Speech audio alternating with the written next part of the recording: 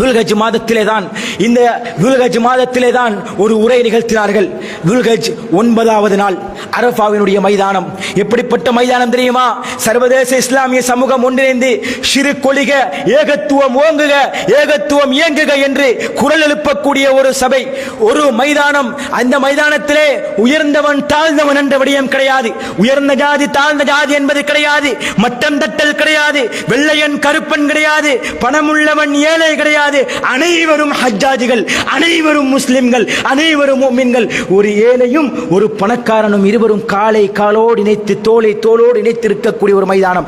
அப்படிப்பட்ட மைதானத்திலே அல்லாஹ்வுடைய தூதர் ஸல்லல்லாஹு அலைஹி வஸல்லம் அவர்கள் ஒரு தல்பியா சொல்வார்கள். எப்படிப்பட்ட தல்பியா? அல்லாஹ்வை புகழ்வார்கள். லப்பைக் அல்லாஹும்ம லப்பைக், லப்பைக் லா ஷரீக லக லப்பைக், இன்னல் ஹம்த வன் நிஅமத லக வல் முல்க் லா ஷரீக லக் என்ற அந்த தல்பியாவை ஒட்டுமொத்த மனிதர்களும், அவன் ஆப்பிரிக்கனாக இருந்தாலும் சரி, இலங்கையனாக இருந்தாலும் சரி, இந்தியனாக இருந்தாலும் சரி, அமெரிக்கனாக இருந்தாலும் சரி, இஹ்ராம் என்று சொல்லக்கூடிய இரண்டு வெள்ளை துணியை அணிந்து கொண்டு அவர்கள் அனைவரும் ஏகோபித்த அந்த குரலிலே அவர்கள் சொல்லுவார்கள், லப்பைக் அல்லாஹும்ம லப்பைக், யா அல்லாஹ், யா அல்லாஹ், அடிபணிந்து விட்டேன் யா அல்லாஹ், சரணடைந்து விட்டேன் யா அல்லாஹ், லப்பைக் லா ஷரீக லக லப்பைக், உனக்கு நிகராக யாரும் இல்லை யா அல்லாஹ், நீதான் கடவுள், உனக்கு நிகராக இந்த உலகத்தில் யாரும் இல்லை யா அல்லாஹ், இன்னல் ஹம்த, புகழ் அனைத்தும் உனக்கே உரியது, இன்னல் ஹம்த வன் நிஅமத லக வல் முல்க், ஆட்சி அதிகாரம் அருட்கொடைகள் அனைத்தும் உனக்கே உரியது, லா ஷரீக லக், உனக்கு நிகராக யாரும் இல்லை என்ற தௌஹீத் என்று சொல்லக்கூடிய அந்த ஓரிரை தல்பியாவை ஒட்டுமொத்த மனித சமுதாயமும் துல்ஹஜ் 9வது நாளில் இருந்து கொண்டு அந்த அரஃபாவினுடைய மைதானத்திலே அனைவரும் ஏகோபித்த குரலில் ஒலிக்கக்கூடிய அந்த வார்த்தையாக இருக்கும். வருடத்தில் இருக்கக்கூடிய 365 நாட்களில் 364 நாட்கள் அல்லாமல் ஒரே ஒரு நாள் துல்ஹஜ் 9வது நாள் மாத்திரம்தான் அரஃபா என்ற மைதானத்திற்கு அத்தனை சிறப்புகள். எப்படிப்பட்ட சிறப்புகள்! அதே மைதானம் அதே இடத்தில் இருக்கும். ஆனால் துல்ஹஜ் மாதத்தினுடைய 9வது நாள் மாத்திரம்தான் இத்தனை சிறப்புகளை அல்லாஹ் ரப்புல் ஆலமீன் வழங்குகிறான். ஏன் தெரியுமா? அந்த 9வது நாளிலே பல்வேறுபட்ட நல்லமல்களும் பல்வேறுபட்ட நற்கிரியைகளும் அல்லாஹ் ரப்புல் ஆலமீன் எனக்கும் உங்களுக்கும் அறிமுகம் செய்து வருகிறான். ஒருவன் தன்னுடைய பொருளாதாரத்தை செலவழித்து ஹஜ்ஜுக்காக வேண்டி சென்று அந்த ஹஜ்ஜுக்கு சென்றவன் அந்த அரஃபாவில் தரிக்கவில்லை என்று சொன்னால், அல் ஹஜ்ஜு அரஃபா, ஹஜ் என்றாலே அரஃபா தான், அவன் அரஃபாவில் தரிக்கவில்லை என்று சொன்னால் அவனுடைய ஹஜ் பாத்திலாகிறது என்று அல்லாஹ்வுடைய தூதர் சொன்னார்கள். அப்படி என்றால் அந்த அரஃபாவினுடைய மைதானம் எப்படிப்பட்ட மைதானம் தெரியுமா?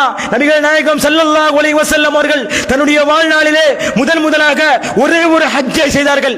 அந்த ஹஜ்ஜிலே துல்ஹஜ் மாதம் 9வது நாள் அரஃபாவினுடைய மைதானத்தில் நின்று கொண்டு ஹஜ்ஜத்துல் வதா என்று சொல்லக்கூடிய ஒரு பேருரையை நிகழ்த்தினார்கள். பொன்னெழுத்துக்களால் பொறிக்கப்பட வேண்டிய ஒரு பேருரை.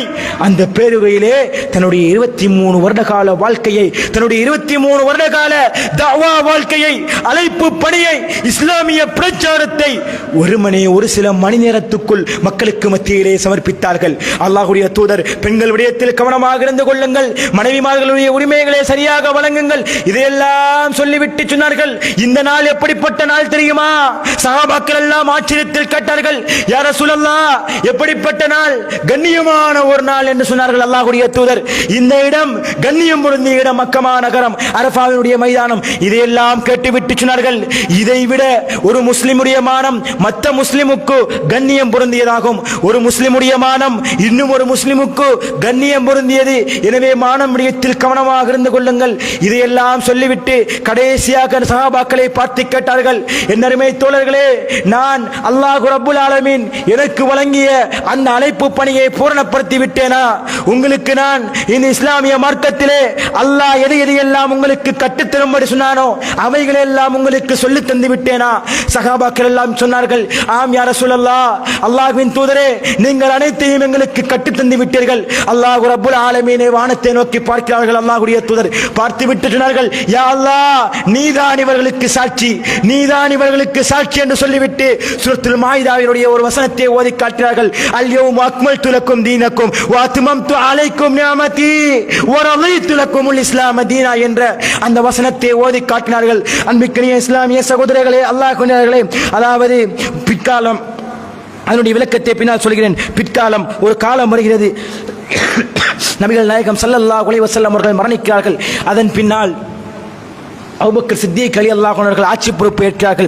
குலஃபாஉர் ராஷிதீன்களுடைய ஆட்சி காலம். முதலாவது அபூபக்கர் சித்திக் ரலியல்லாஹு அன்ஹு அவருடைய மரணத்தின் பின்னால் அமீருல் முஃமினீன் உமர் இப்னு கத்தாப் ரலியல்லாஹு அன்ஹு அவர்கள் 6 வருட காலம் இஸ்லாத்தை பார்த்து அவர்கள் சொன்னார்கள், இஸ்லாமியர்களை பார்த்து நான் இஸ்லாத்திற்குள் வரவில்லை, அல் குர்ஆனை பார்த்து நான் இஸ்லாத்திற்குள் வந்தேன் என்று சொல்லக்கூடிய உமர் இப்னு கத்தாப் ரலியல்லாஹு அன்ஹு ஆட்சி காலம் இந்த உலகமே திரும்பி பார்க்க வைக்கும் ஒரு ஆட்சி காலம். அப்படிப்பட்ட நீதியான ஒரு ஆட்சியாளர் உமர் இப்னு கத்தாப் ரலியல்லாஹு அன்ஹு அவர்கள்.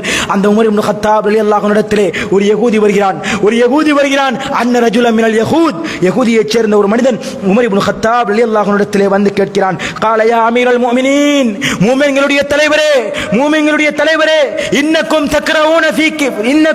தக்ரஊன ஆயத்துன் ஃபீ கிதாபிக்கும், உங்களுடைய வேதத்தில் அதிகமான வசனங்கள் இருக்கிறது அல்லவா, அந்த வசனத்தில் ஒரு வசனத்தை நீங்கள் ஓதுகிறீர்கள்.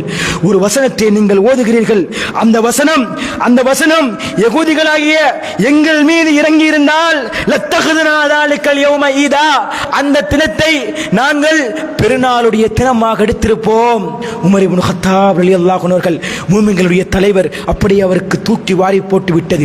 நான் ஒரு இஸ்லாமிய கலீஃபா, நான் ஒட்டுமொத்த முஸ்லிம்களுக்கும் தலைவனாக இருப்பவன், எனக்கு தெரியாததை ஒரு யகூதி தெரிந்து வைத்திருக்கிறான். ஆச்சரியத்தோடு கேட்டார்கள், ஐயோ ஆயா, எந்த வசனம் அப்பா? அந்த யகூதி ஓதி காட்டுகிறான். ஏற்கனவே ஓதி காட்டிய அல் யௌம அக்மல்து லக்கும் தீனக்கும் வ அத்மம்து அலைக்கும் நிஅமதி வ ரதீது லக்குமுல் இஸ்லாம தீனா என்ற வசனம். நபிகள் நாயகம் ஸல்லல்லாஹு அலைஹி வஸல்லம் அவர்கள் அந்த தினத்தில், எந்த தினத்தில் நபிகள் நாயகம் ஸல்லல்லாஹு அலைஹி வஸல்லம் அவர்களுக்கு அந்த வசனம் இறங்கியது என்பதையும் நான் அறிவேன், எந்த நேரத்தில் இறங்கியது என்பதையும் நான் அறிவேன், எந்த இடத்தில் இறங்கியது என்பதையும் நான் அறிவேன் என்று உமர் இப்னு கத்தாப் ரலியல்லாஹு அன்ஹு அவர்கள் சொன்னார்கள். அதாவது இந்த முஸ்லிம் சமுதாயத்திற்கு இஸ்லாமிய மார்க்கத்தை அல்லாஹ் ரப்புல் ஆலமீன் பூரணப்படுத்தி வைத்தது துல்ஹஜ் மாதம் 9வது நாள். துல்ஹஜ் மாதத்தினுடைய முதல் 10 நாட்களில் ஒரு நாள் அல் யௌம அக்மல்து லக்கும் தீனக்கும், இன்றைய தினம் நான் உங்களுடைய மார்க்கத்தை உங்களுக்கு பூரணப்படுத்தி விட்டேன். வ அத்மம்து அலைக்கும் நிஅமதி, எனக்கு வழங்கப்பட்ட அருட்கொடைகளை நான் உங்கள் மீது பூரணப்படுத்தி விட்டேன். வ ரதீது லக்குமுல் இஸ்லாம தீனா, ஒட்டுமொத்த மனித சமுதாயத்திற்கும் பொருந்திக் கொள்ளப்பட்ட ஒரு மார்க்கமாக இஸ்லாமிய மார்க்கத்தை நான் தெரிவு செய்து கொண்டேன் என்ற அல் குர்ஆனிய வசனத்தை அல்லாஹ்வுடைய தூதர் ஸல்லல்லாஹு அலைஹி வஸல்லம் அவர்கள் ஓதி காட்டினார்களே. அன்பிற்கினியவர்களே, உங்களில் யாருக்காவது சொல்ல முடியுமா, இப்படி ஒரு யகூதி வந்து உங்களுக்கு முன்னால் நெஞ்சை நிமிர்த்திக் கொண்டு உமர் இப்னு கத்தாப் ரலியல்லாஹு அன்ஹு இடத்தில் கேட்ட கேள்வியை என்னிடத்திலும் உங்களிடத்திலும் கேட்டால் அவனுக்கு அதனுடைய விளக்கத்தை சொல்லி அதனுடைய சிறப்பை நானும் நீங்களும் அறிந்து வைத்திருக்கிறோமா? அன்பிற்கினியவர்களே, சிந்தித்துக் கொள்ளுங்கள். அல்லாஹ் ரப்புல் ஆலமீன் எனக்கும் உங்களுக்கும் தந்திருக்கக்கூடிய அவகாசம் என்பது எப்போது அழைத்திருப்பார் என்பது யாருக்கும் தெரியாது.